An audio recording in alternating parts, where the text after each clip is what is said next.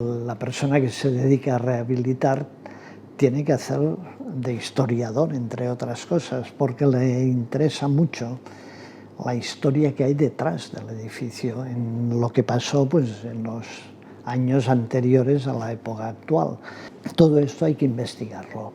Y si no tienes referencias de primera mano, pues puedes ir a los cronistas locales, a los historiadores, a los tratados del barrio.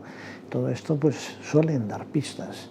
Para edificios que tienen algo de historia detrás, normalmente también tienen una carga de explicaciones de lo que ha sido este edificio.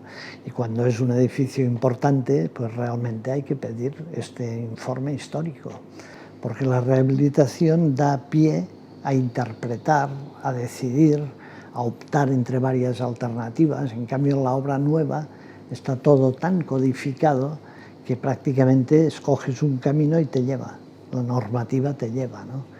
Y ahí hay una gran diferencia. Se es más creativo en rehabilitación que en obra nueva.